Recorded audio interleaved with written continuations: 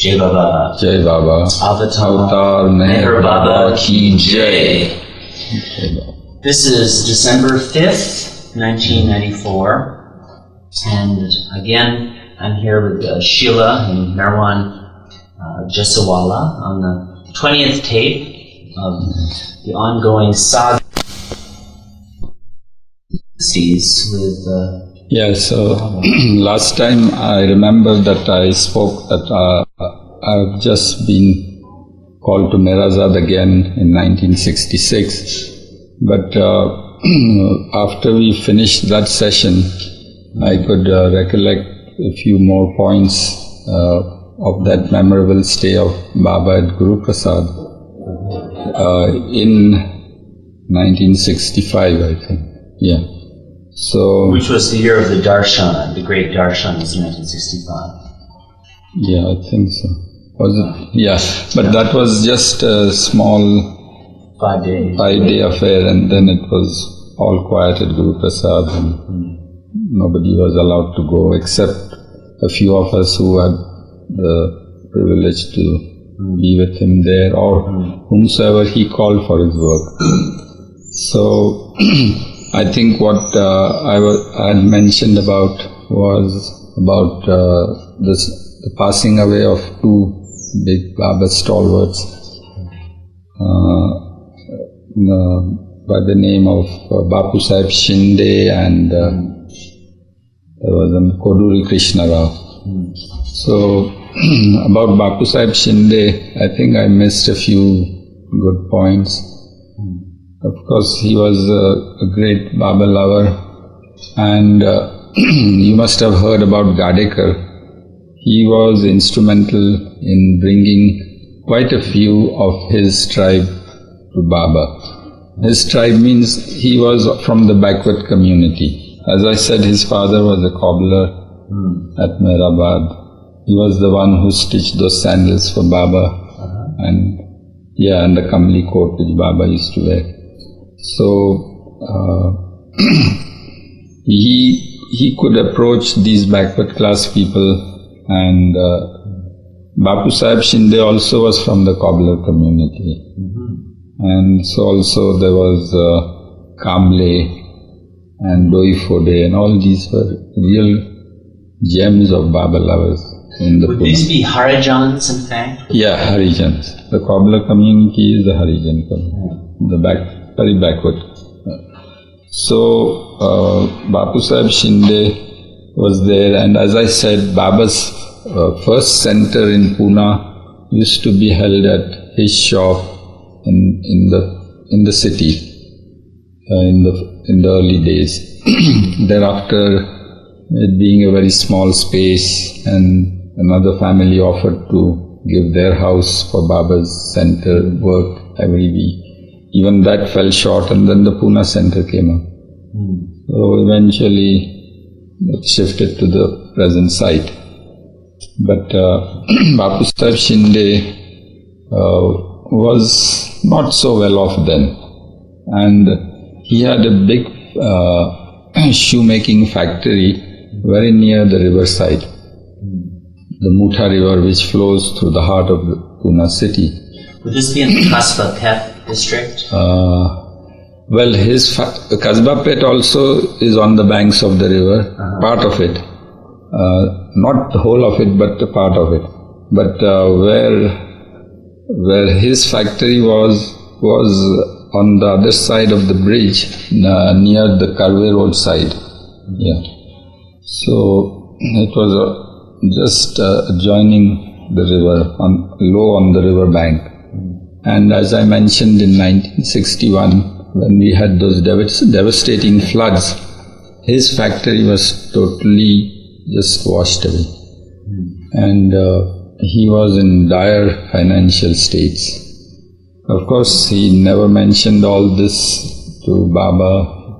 He never brought his distress to Baba. He was always cheerful before him.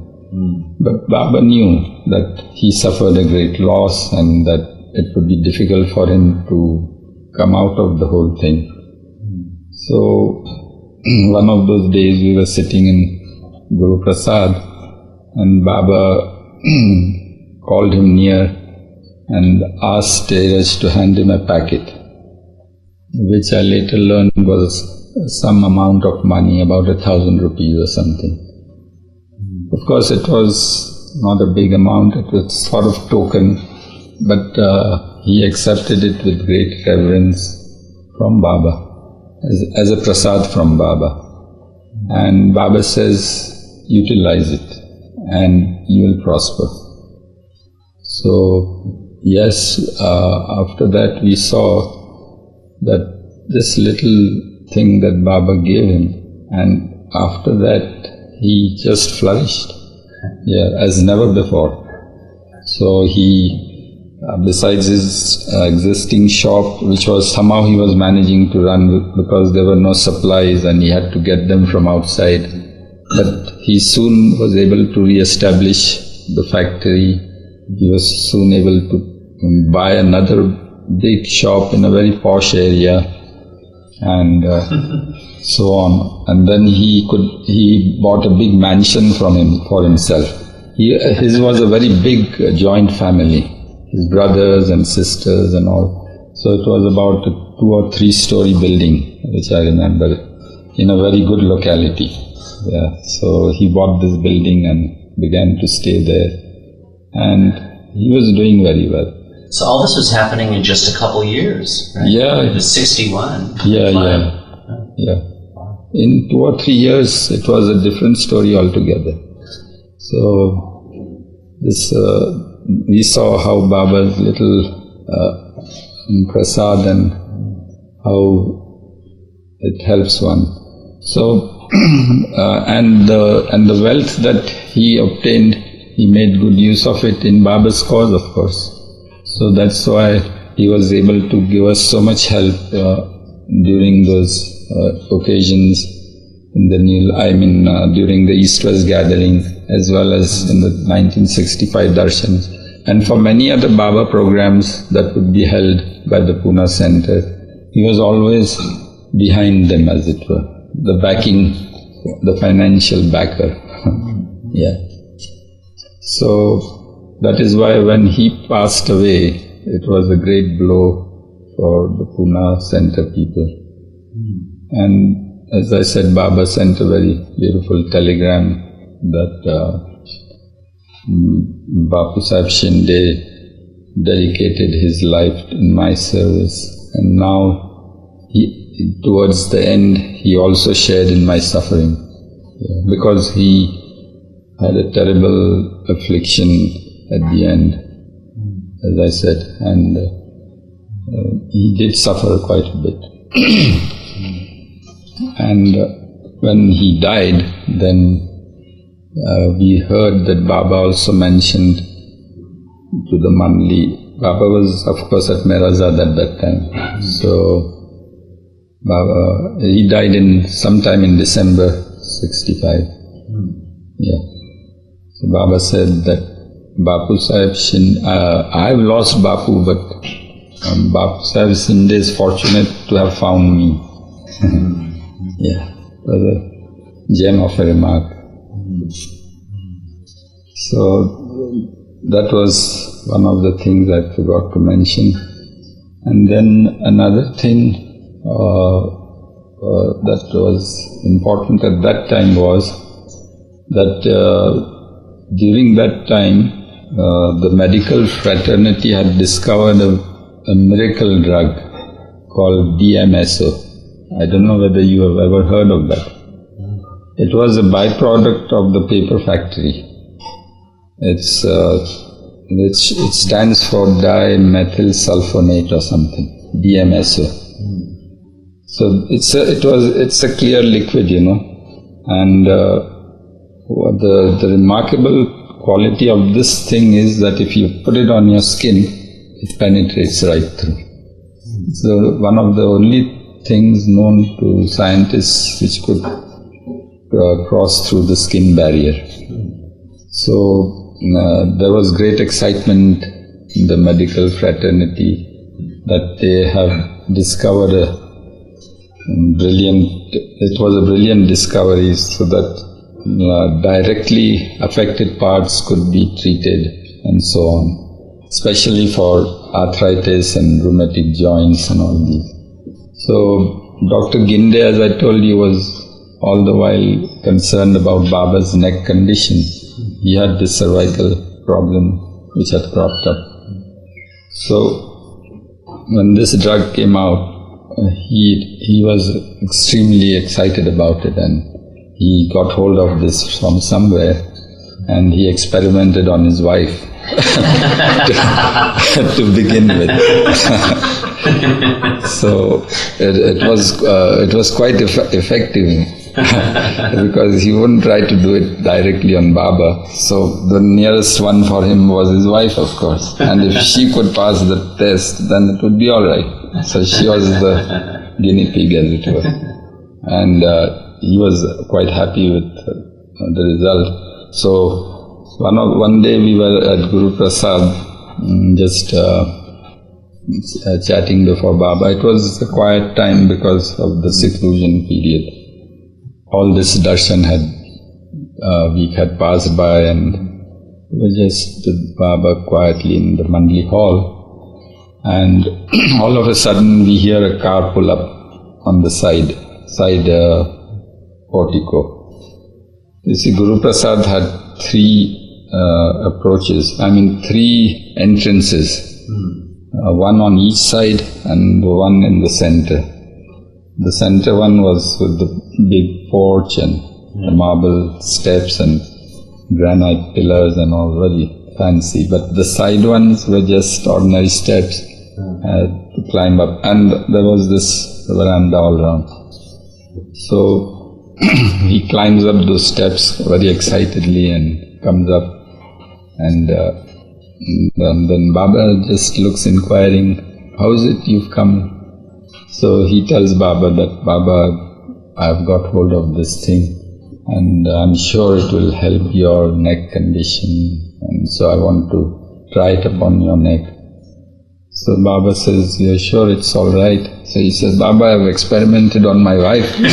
I made her drink the thing also." So it's quite safe. So Baba says, "Go ahead then." So Baba bent down and he started to apply the fluid on the back portion of the neck.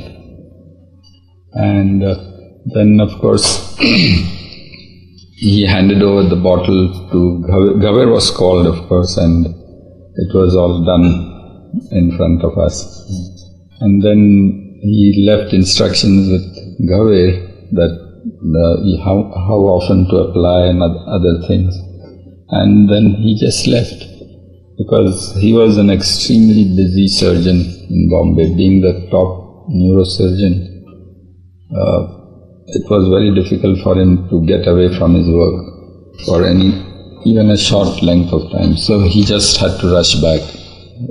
I suppose some major operations were to be performed or something. So all the way back to Bombay? Back to Bombay, yeah. Just for an hour or so he was here.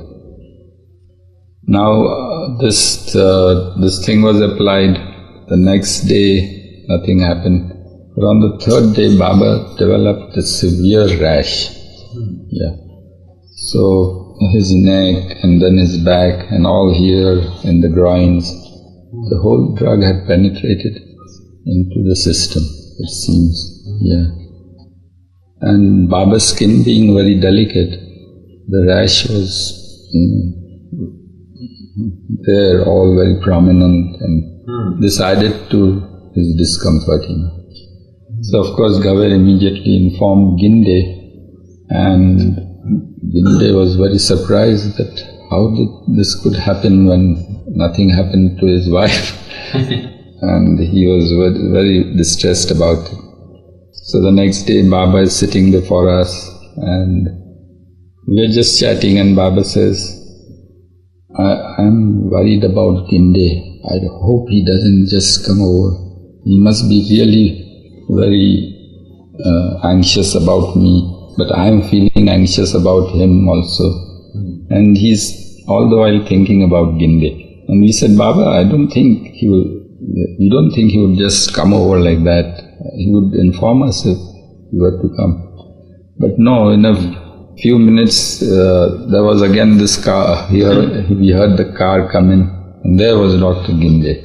Baba says, "Oh look, didn't I tell you?" Yeah. So he couldn't restrain himself, and in the mid-heat he was there.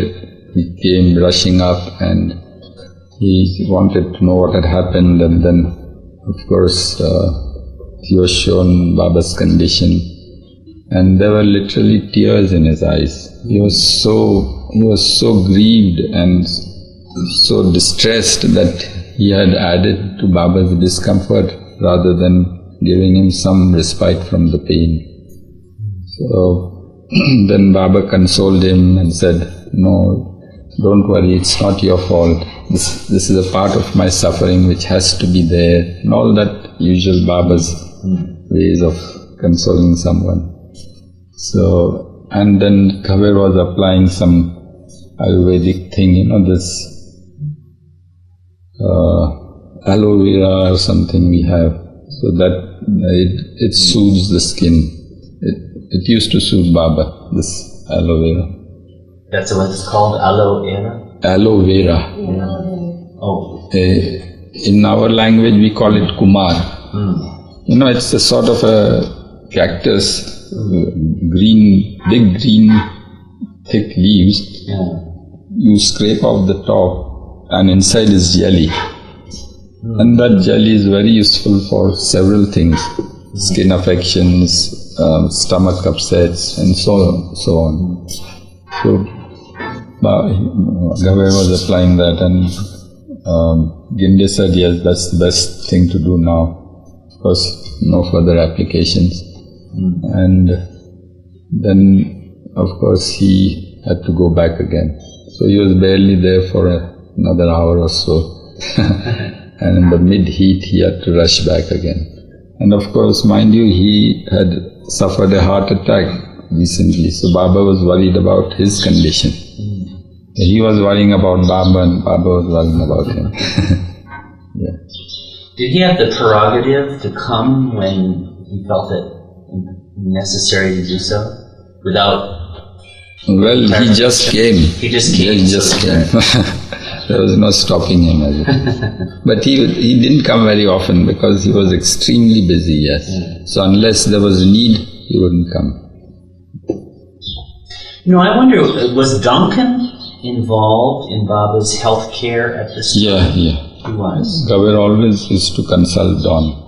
Would he come out and be present for some of these meetings with Gindi and people like that? Not much. He would be in the background, be there, for consultations and all that. He was very, very good at all this because he was also orthopedic. And he was a great help. So this was another. There was then again another incident at that time. We were again seated in Guru Prasad in the Mandli hall one day, and correspondence would be read to Baba, but very restricted. People who had work, who had to do some work for Baba, or the close ones of the Mandli residing elsewhere or whatever, only those letters were to be read out to him. So amongst them was one letter which had received from Padri from Meherabad. So he was giving information about Meherabad, and in that he just sort of casually mentioned that, by the way, I just want to inform you that one of the pets of Baba, called, I think his name was Leo or something, which was given in my care, he suddenly disappeared one night, and we could hardly trace his remains, and I think that he was devoured by a hyena or some such thing. As soon as Baba heard that, he was very, very disturbed and very angry. He says, "Is this the way Padri writes about my pet? The thing which I have given in his care? And Baba seemed very upset about it. So it was a sort of a lesson to us also that whatever thing Baba gave us to take care of, we had to be very, very careful about it. So this was one of the things that happened in front of us. So Baba's mood suddenly changed. His eyes began to flash fire, as it were, and there was consternation all around. And Baba said, "What was the watchman doing? Have him sacked right away. Those old people are no longer any good there." Then Iraj tried to pacify Baba by interceding on Padri's behalf. The environment at Meherabad is very difficult. The security problems are always there. So, and so on and so forth, And then that encouraged some of us also to just pipe in a little, a few words wherever possible. So Baba was not very happy. So he said, "All right, let's take a vote. If you want me to forgive Padri and the watchman, all those who want to forgive them, raise their hands." So unanimously everybody put their hands up. So then Baba gestured, "Forgiven." And immediately the tensions were gone and good atmosphere prevailed again. But then Baba asked Iraj to write to Padri that he was extremely annoyed by Padri's very casual sort of approach, and that in future he should be more careful and all that sort of thing. What had annoyed Baba? Was it partly Padri's manner of writing about it in an offhand as though it was important? And allowing the pet to die like that, not taking proper care of it. And now this particular dog was the last of the litter of Bhuti. You remember Bhuti I told you about? From the Himalayas? From the Himalayas, yes. So Baba was at Silver Oaks in 1962, I think. No, the accident was 1956 when Baba was there, and I was also there, and Kaka Baria had come from Merazad bringing 3 little pups. So one was this dark black thing which was Mastan, and 2 other puppies. So the Baba retained Mastan for Merazad, and these 2 puppies were given into Padri's care. And one of those was this Leo, I think. I'm not sure about his name, but I think it was Leo. So that was one other incident I recollect at that time. Yes, so I just thought it just occurred. This hasn't come up yet, but Baba would have Indi doing conventional, as it's called, allopathic medicine, and Goher would sometimes do Ayurvedic, and he would have homeopathic. Yeah. Baba was quite, didn't seem to have any particular doctrines or... No, he was open to all systems. Anything and everything. And it seems that he wanted all systems to be absorbed by him, because probably for worldwide repercussion. Because eventually all these systems of medicine would be useful to humanity. So he was allowing Ayurvedic, homeopathy. Even on his last day, the last thing he mentioned was that Padri's homeopathic medicine is no use. You remember that? Yes, I do. Yeah. So that was the last thing he took, in fact. Were the proponents of these different schools of medicine around Baba, were they tolerant of each other, or would there be little attitudes? I'm just, how in the West particularly, doctors are not, many doctors will not accept homeopathy or other things. No, but Goher was quite open to all this. Even now she treats patients with all systems of medicine. We have in our free clinic here, Ayurvedic, Unani, then allopathic, homeopathic. So squabbles of this type did not especially come up among those around Baba? No, not much. Yeah. Yes, so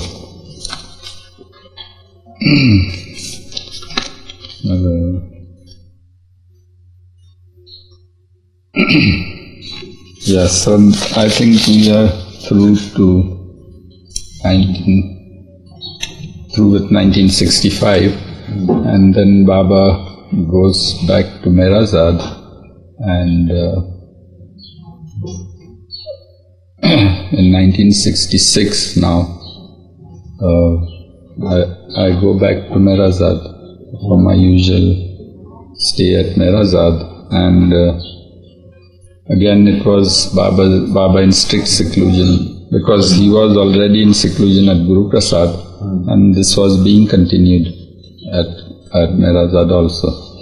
So big notices were put up on the driveway just before we enter Meherazad here. There were boards in 3 languages. Baba stopped giving darshan. No visitors allowed, in bold letters.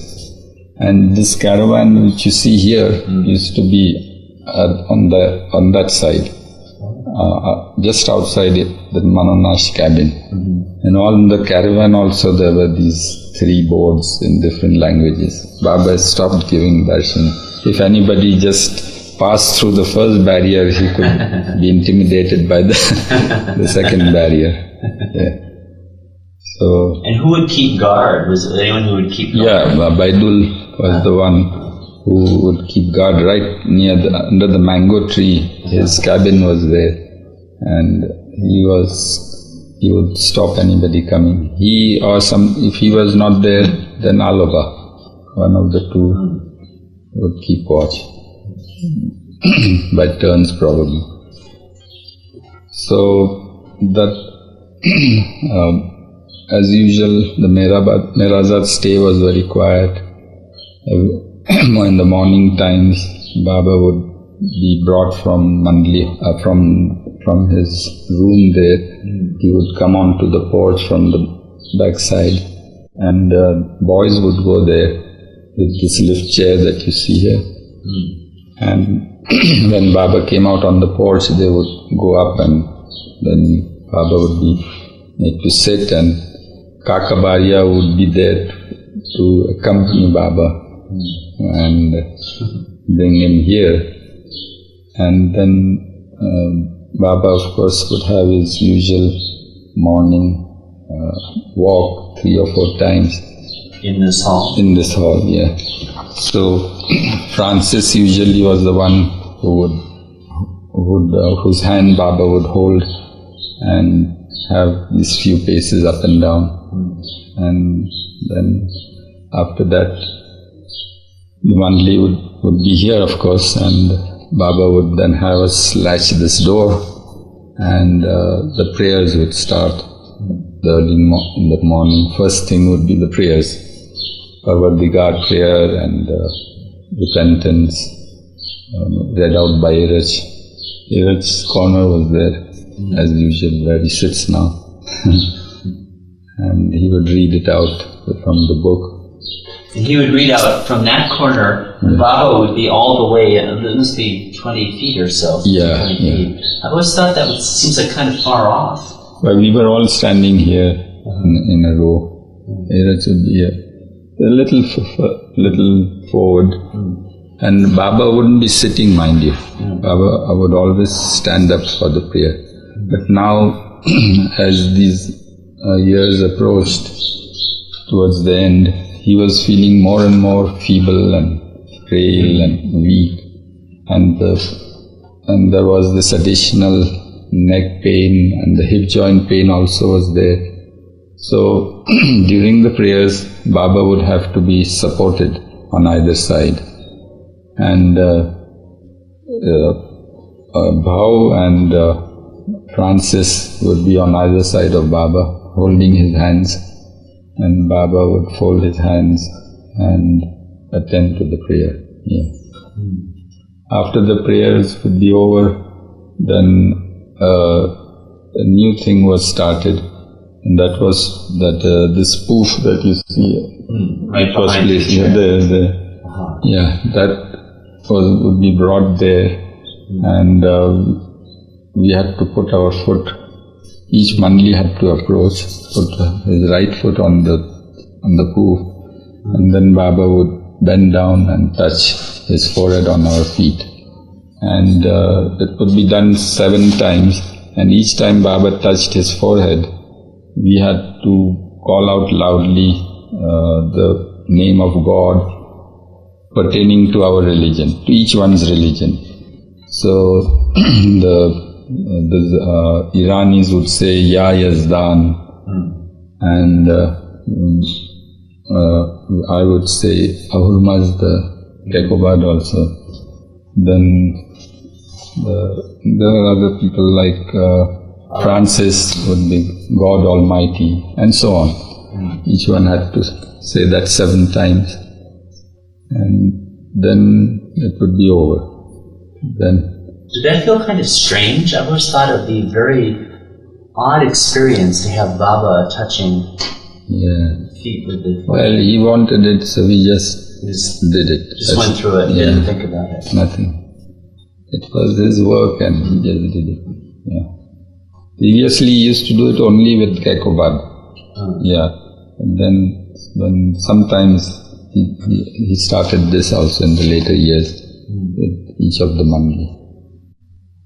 So after this the doors would be opened, and then Baba would want to wash his face and hands, and I would be there with that basin you see there, and that pot inside that would be filled with water, and there would be a soap pot also, and Baba would wash his hands, face, he would be fresh, and then the correspondence would start, the usual. Whatever he would want to hear. Of course, there was restriction on correspondence, so anything pertaining to his work, whatever he wanted to know, only that would be read. Then, as I said, Baba had to lie down quite a lot. But while the correspondence was read, I had to put on the traction collar again for Baba. Yes. So if Baba was lying down, that would be in the couch that is a little bit to the right. It would be here. The couch would be placed somewhere there. And then after everything was over, Baba would go and lie down there. Just somewhere over there. I see. And correspondence would be read out while he was lying down. So, you want to put it back here? Actually, I have you in the shot still. So, and that would be the thing. Yes, so the birthday affair also would be very quiet. I would be here during his birthday occasion, so a quiet affair here. As I said, each time it would be the same thing. The Mandli would assemble in the hall at just before 5 o'clock in the morning. We would all stand up here, and then Neeraj would lead us into calling out Baba's Avatar Mein Baba Ki Jai 7 times, and then he would read the 2 prayers, and that was it. Baba, of course, would be with the women. They would also be shouting Baba's Jai at that time, exactly at 5 in the morning. You know, when Baba himself said prayers, what would he face? I mean, now we face Baba's chair, it's easy. Yeah. What would he face? He faced us. As he said the prayer? Yeah. And you would face him? Yeah, we faced him. Yeah. Where else would he face? I don't know. Yeah, he faced us. And we faced him. And so when you would say the prayers in Baba's presence, it wasn't that Baba turned his back to us, he would face us. That's right. Yeah, that's a point that never occurred to me, that he could be facing the wall or something. Yeah. No, it wasn't that. I mean, I would feel kind of peculiar myself facing anyone. I'm so used to Baba's chair, but that, of course, Baba's chair wasn't in action when Baba was there. Yeah, that's right. He stood just in front of the chair. But when you would say the prayer in Baba's absence, what would you face some particular point? Or like when Baba was on the other side, but you were saying the prayers on the birthday? No, we faced the chair. Yes, we faced the chair. As if Baba was sitting there. Yeah. Although Baba would be inside. Right. So after this, then one thing I forgot to mention is that at that time, the Meherazad staff, that is the servants who were employed here, it would be their prerogative to decorate Meherazad. So for days together they would be making these Chinese paper decorations, these balloons and bells and other things. And there was a driver called Yusuf. He would be the driver to handle the DeSoto car. For many years he was there. And before that, of course, there was a driver called Sheikh, but he left Baba's service, and the last few years Yusuf driver was there. So he would assist in making these decorations. He was quite a clever chap, yeah. And he was jack of all trades, because driving the car was just a small part of his occupation. Although he was officially a driver, but he helped to do all household chores, assist Kaka in his bath, and all that sort of thing. Repair some stoves, go to the market to do sundry things. Yeah, a very helpful person. So they were in charge of decorating Meherazad, and all the hall would be full of decorations. The night before his birthday, they would spend the whole night giving the finishing touches. And in the morning, when Baba came after the prayers, he would admire all their labor of love and would be very happy. Yeah, and they would be very happy to see Baba pleased with their work. Yeah. So that practice is still continued, it seems. Yeah, but now Falu has taken over. Yeah. Falu is very artistic. Yeah. In all things he is very clever. Gardening, decorations, say what you like, and he's quite adept at it. So, yeah. So, otherwise there was not much of any function. But after the prayers and after Baba visited us, then we would have usually our breakfast, and Naja would prepare for us nice sweet dishes like rava or sev, and it would be cold outside. So with hot tea, we would look forward to that early in the morning. And soon after, Baba would come again for the usual day's routine, the prayers, the correspondence. And on that day particularly, it would be stacks of cables and telegrams from all over the world, and Dheeraj would be reading them out. Yeah. So most of the morning would be spent this way. That would be how we celebrated Baba's birthday.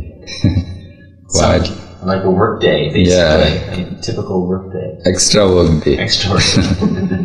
Because Baba would want to send messages back to certain people who had worked very hard, or some new centers were coming up.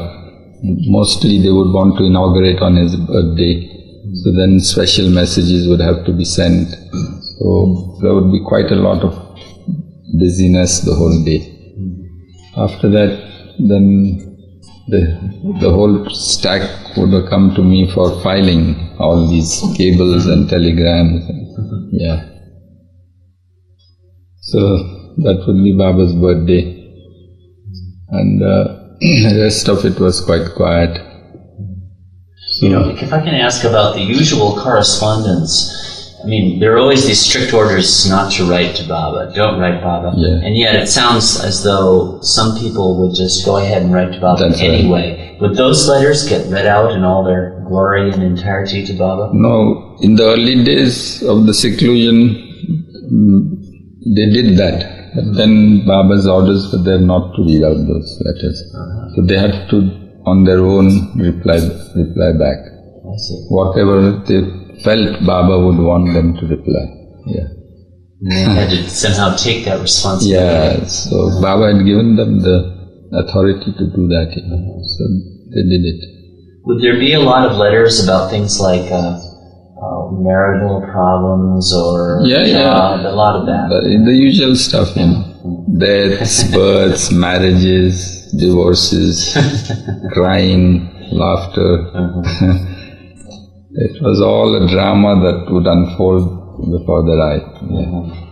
So that's how it would be.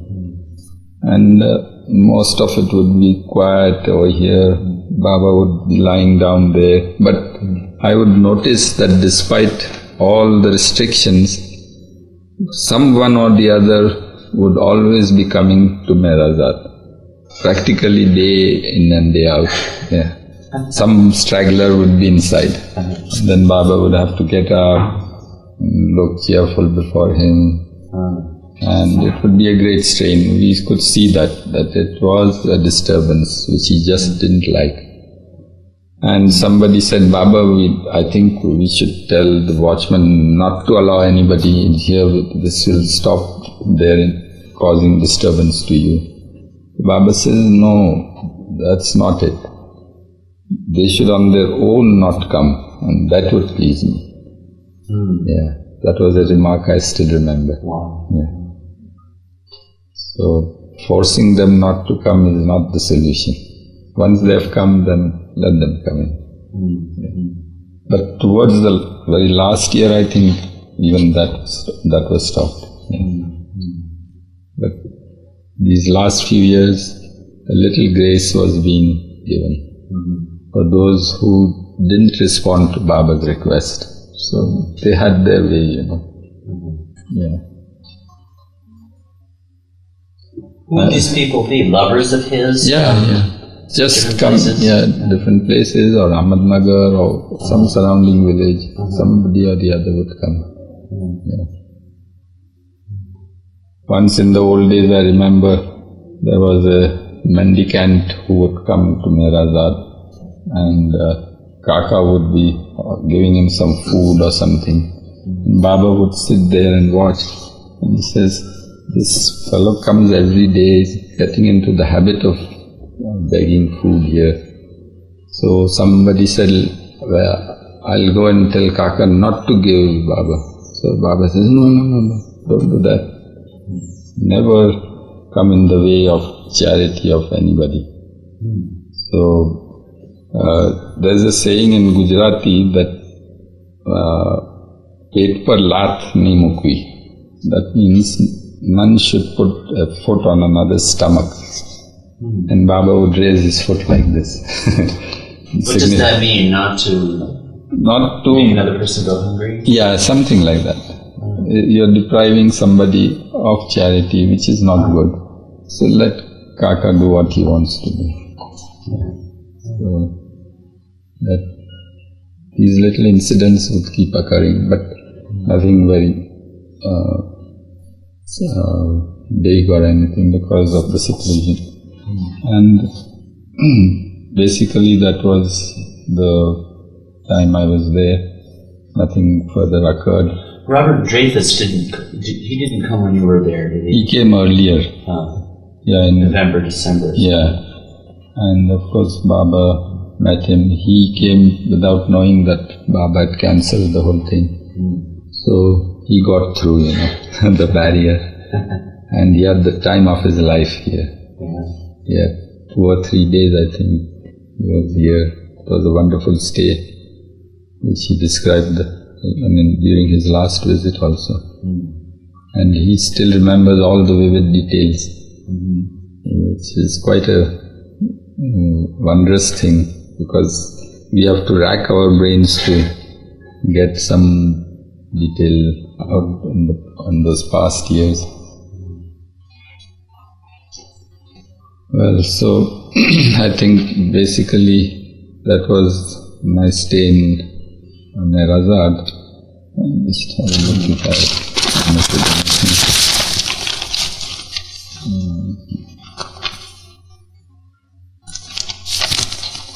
Did you write one of those letters, Sheila?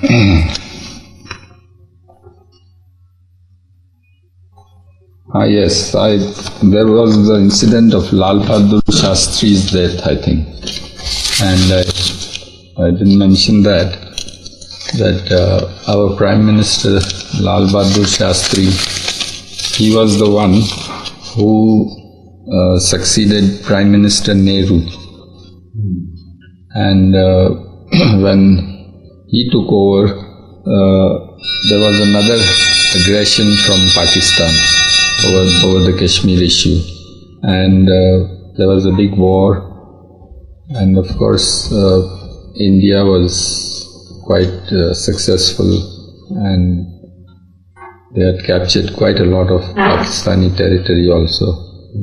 And then the big powers intervened, and especially Russia brought great pressure to bear on us, and a ceasefire was declared. And then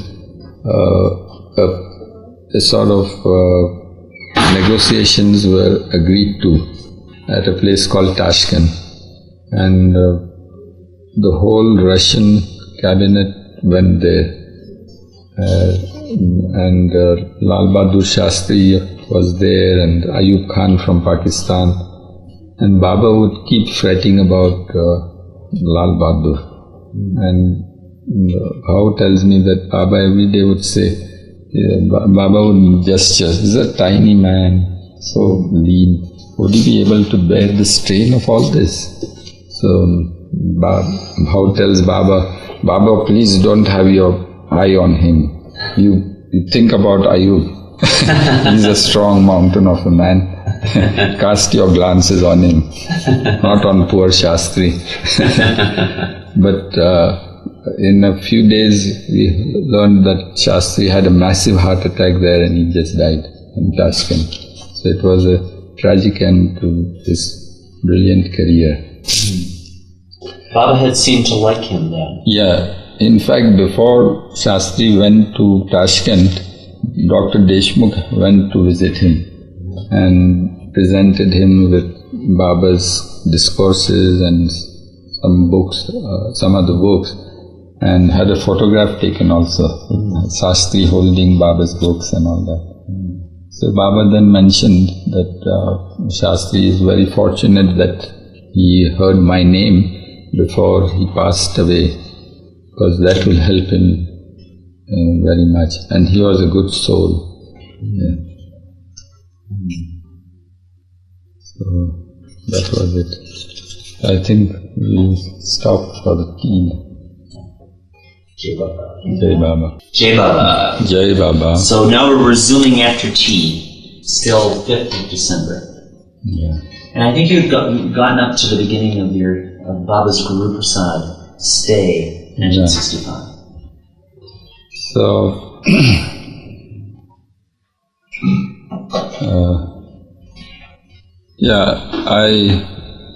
in passing, I remember now that... Can I interrupt you one second? Yes. There's a big difference between last time and this time, and then the chair was like this, as I remember. You want to change it? It just should be, instead of dead on, right now it's dead on. Oh, yeah. You know what I'm saying? Right. So if we move this like this, Okay.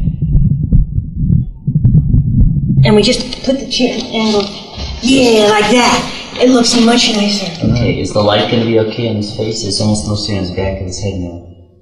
Okay. Is the sound all right? Yeah, the sound is coming through fine. Okay. Right. So we are still on, huh? Still on. All right. So as I said, I made a mention about Baba being at Silver Oaks when those puppies were brought to him, and he was recuperating from his accident. So it reminds me that we are almost on the anniversary of his accident, which was December 2nd, 1956. So this was the time when Baba had the accident. And so one incident I remember was that at that time that I used to go with Heeraj. Heeraj had recovered sufficiently from his rib fractures and had come over to Pune. And he was staying with us at Bindra House. And every morning he would go to Silver Oaks, where Baba was staying in Salisbury Park, which was very close to where Nerji Karkaria used to stay. So, so I remember I used to visit with Heeraj, and there he was lying on the couch with weights suspended for traction. And he tells me, you came all the way in the sun without a hat. What was my order to you? So I said, yes, Baba, I made a mistake. So he says, remember, always wear a hat when you go in the sun. So despite his the pain of his fracture, and he's not feeling too well, but he's so mindful that we stick to the slightest order that he would give us. So that little incident just came to me. That's way back in 1956. And I remember Baba's gestures that you should remember my orders and not allow them to be violated at any time. And what struck me very much was when Heeraj recounted the accident and how they had gone for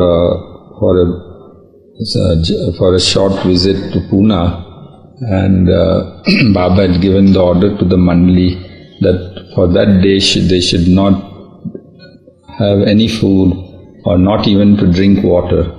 And that was the order Baba gave when they commenced the journey. And this was not to be conveyed to the women.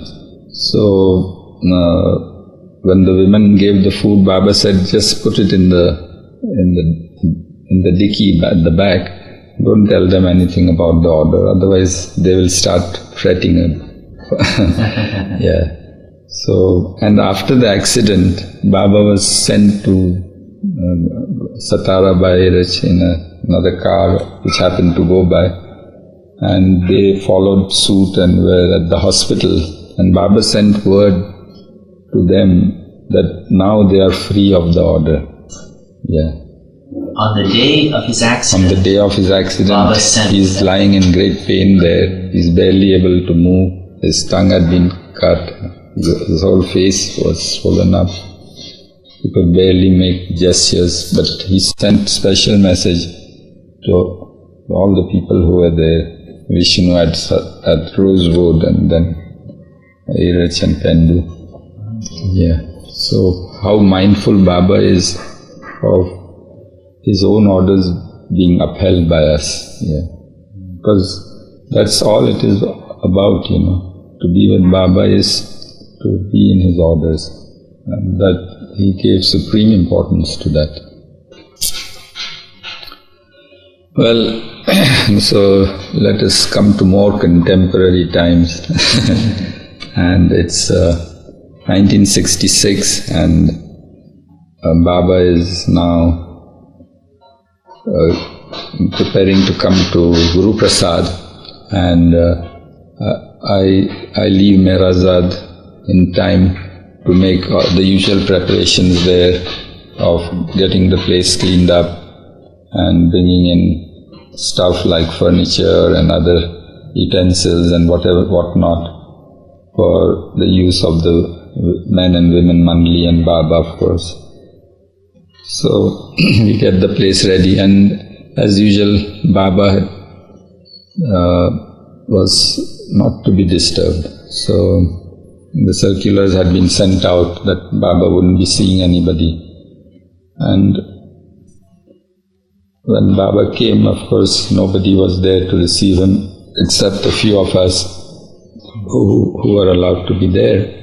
Who would that few be? You and your mother and Manu? No, myself, Meherji, Jangu Sukhadwala in the later years, and a couple of others. Yeah. Just people connected with work at Guru Prasad. Yeah. So, and of course then later on whomsoever he would want to meet, he would call. Would Jal be there? Jalbhai would be there, yeah. Baba's brother Behram. But not all the while, sometimes they would come. Yeah. So Baba's stay starts in a very quiet manner, and some days go by, and the thing was that at Pune Center there was a lot of friction going on between Baba people, and there was a lot of quarreling and misunderstanding amongst the bhajan party and other people. So yes, the usual egos asserting themselves, So the other people thinking that the bhajan party thinks no end to itself, and the bhajan party thinking that they are the life of the whole thing. So all these bickerings would be there, So much so that once someone from there went and destroyed all the musical instruments of the Pune Center. Oh. Yeah, it went to that limit, And all this came to Baba's ears somehow, and Baba said, well, it's time to give them a little prod. So despite the seclusions, suddenly Baba one day sent word that the Pune Center people should all come before him. And so a meeting was called, and all the Pune Center people came. Quite a big crowd was there. And Baba soundly berated everybody to begin with. He said whenever he came to Pune, he had always this fear in his back, in the back of his mind, that there's going to be problems that I'll have to face about Pune Center quarrels and bickering. Never a year goes by and there is no complaint from you people about each other, and that pained him a lot. That the whole idea of working for him was being lost by people asserting their own egos, and that it was better that they wound up the center. And Baba had his ways of screwing up people, Yeah.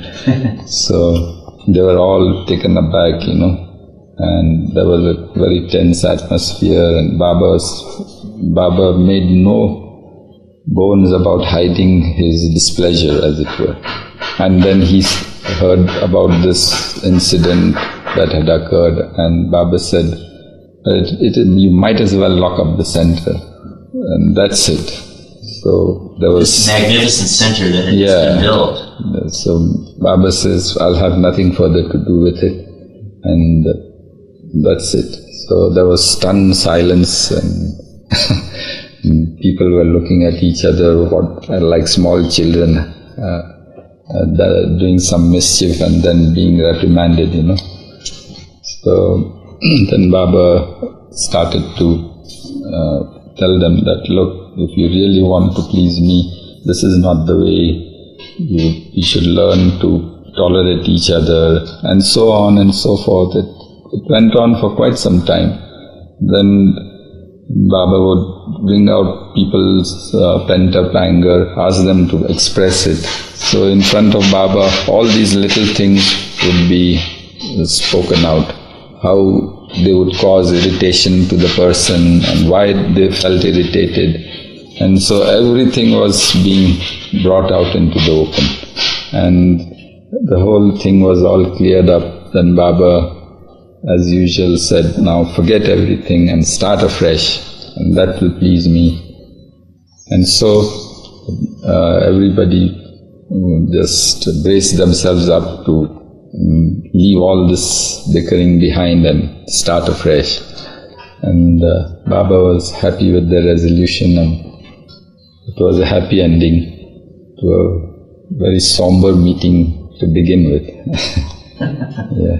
Was that the last time this Pune Center quarreling came before Baba? Yeah. This is No, it was not the last time. Something on and off would be there, but not on this scale. And there wasn't any other collective meeting after that, because Baba was getting more and more withdrawn in his work. So this was, I think, the last sort of collective meeting that Baba had. Yeah. Another one allowed to come was, of course, Shanta Devi of Guru Prasad. So she was given the privilege to come and see Baba.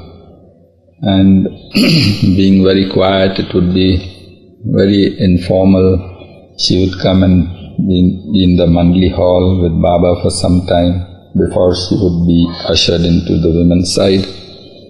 And Baba would question her about her family affairs. She was a very,